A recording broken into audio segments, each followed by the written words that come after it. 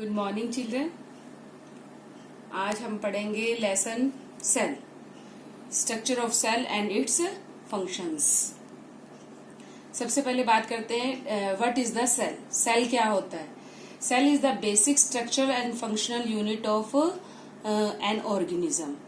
हम सब की उत्पत्ति एक सेल से हुई थी। वो सेल था फर्टिलाइज्ड एग।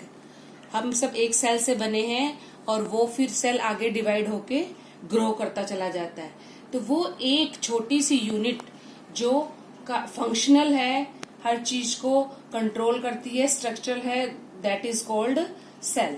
सेल को आप कैसे समझ सकते हैं? जो ब्रिक्स होती हैं, ईंटें होती हैं, जो बिल्डिंग बनाती हैं, जैसे आप ये देख रहे हैं पैटर्न, जैसे ये ईंटों की अरेंजमेंट होती है, बिल्कुल वैसे ही हमारी बॉडी के अंदर सेल को आप सेल में ये एक एक न्यूक्लियस बनाया जाता है।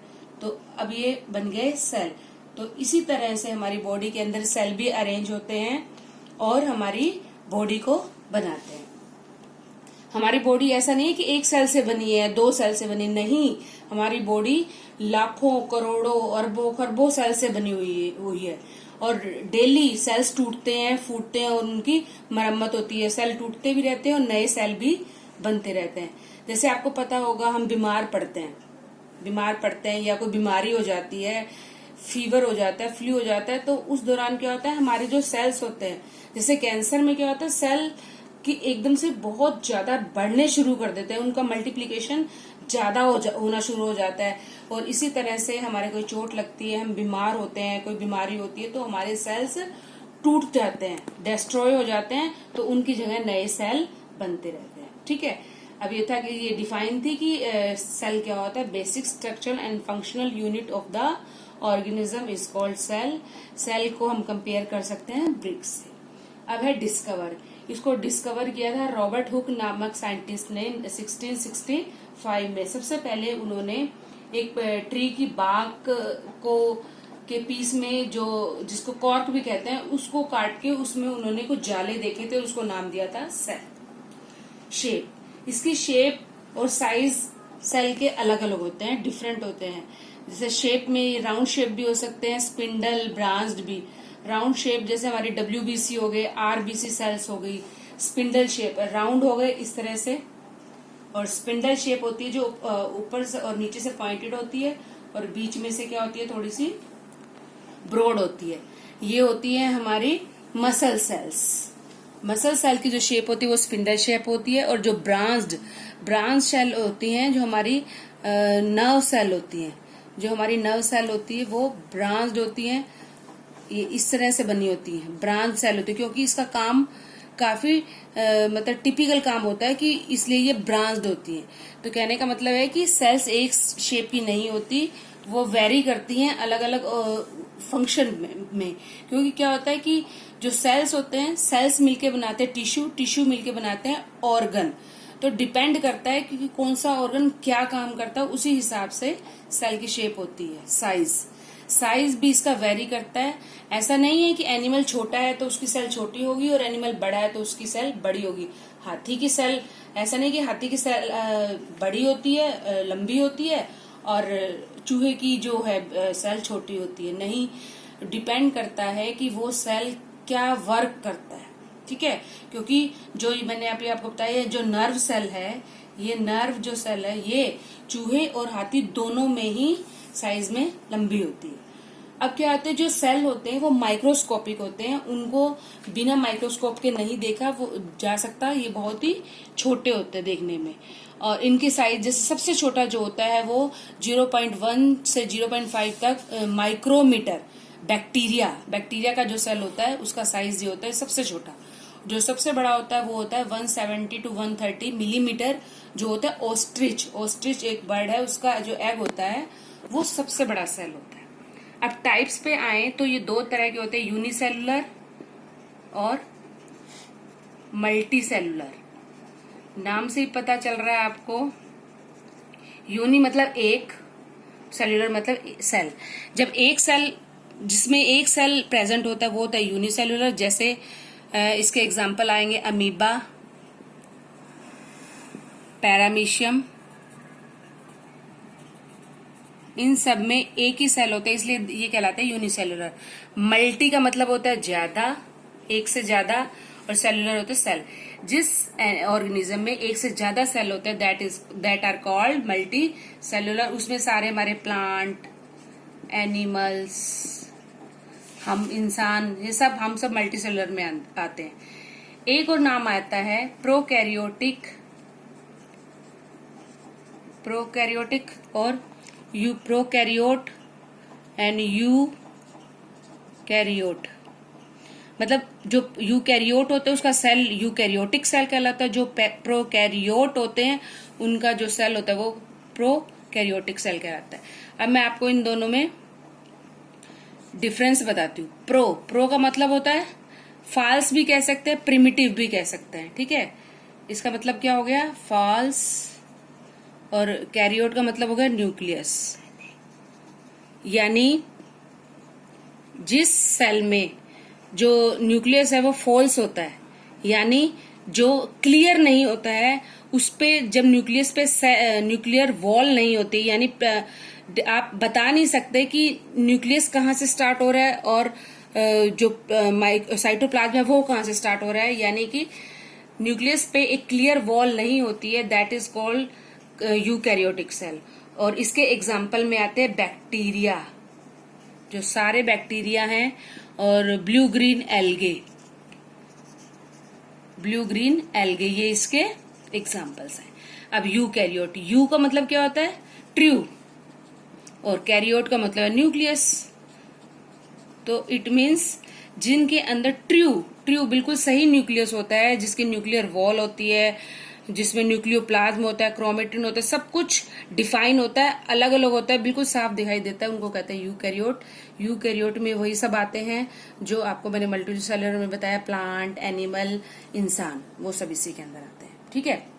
अब बात करते हैं सेल के बारे में। सेल दो तरह के होते हैं, प्लांट सेल और एनिमल सेल। ये देखिए, ये आपको डायग्राम दिखाई दे रहा है, ये डायग्राम है एनिमल सेल का।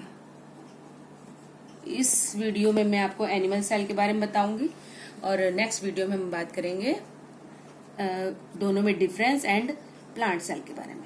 तो इसके कुछ पार्ट्स आपको दिखाई दे रहे होंगे, वन बाय वन बात करते हैं। सबसे पहले एक बाउंड्री होती है, बाउंड्री को कहते हैं सेल मेम्ब्रेन या प्लाज्मा मेम्ब्रेन।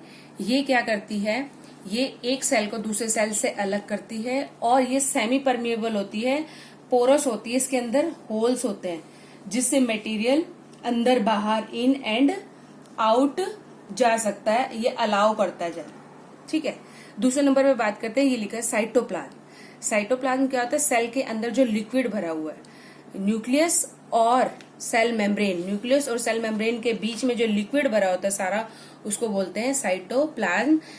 इसके अंदर बहुत सारे न्यूक्लियाई ऑर्गेनल्स, उसके अंदर सेल, बहुत सारे सेल के पार्ट्स या ऑर्गेनल होते हैं, जैसे आप देख रहे हैं lysosome, Golgi body, endoplasmic reticulum, mitochondria, vacuole, वो सब, ठीक है। अब थर्ड नंबर पे आता है वैक्यूल। वैक्यूल क्या है, वैक्यूल को इस तरह से ड्रॉ करना है। ये एक जूस से भरी हुई एक थैली होती है, ये बहुत सारी होती है, छोटे साइज की होती है। प्लांट सेल में इसका साइज थोड़ा बड़ा होता है, बट एनिमल सेल में ये छोटी होती है, बट काफी होती है, और सेंटर में नहीं होती है, साइड्स में होती है। नंबर 4 पे हम बात करेंगे माइटोकॉन्ड्रिया। माइटोकॉन्ड्रिया को कहते हैं powerhouse of the cell. ये पावर हाउस क्यों कहलाता है, क्योंकि ये पूरे सेल को क्या करता है, एनर्जी देता है, फूड के द्वारा एनर्जी प्रोड्यूस करता है, इसलिए इसको कहते हैं powerhouse of the cell. इसकी स्ट्रक्चर एक शू की तरह होती है। नेक्स्ट है लाइसोसोम। लाइसोसोम को कहते हैं suicidal bag. Suicidal bag, suicidal bag क्यों कहते हैं, क्योंकि यह बैग, ये क्या करता है, ये सेल के अंदर जो वेस्ट सेल्स है, वेस्ट मटेरियल है, उसको अपने अंदर भरता है, और जो सेल मेम्ब्रेन है इसके पास आके वो फट जाता है, और सारे मटेरियल क्या होता है, सेल से बाहर निकाल देता है, इसलिए इसको कहते हैं सुसाइडल बैग। नेक्स्ट हम बात करते हैं गोल्गी बॉडी। यहाँ दो चीजें हैं, एक गोल्गी बॉडी और एक है ईआर यानी एंडोप्लाज्मिक रेटिकुलम। ये दो तरह के होते हैं, इन दोनों का आपस में कनेक्शन है।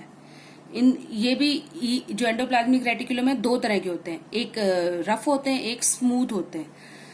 जो स्मूथ होते हैं उन पे ये जो आप डॉट डॉट दिखाई दे रहे हैं आपको, वो स्ट्रक्चर नहीं होती है।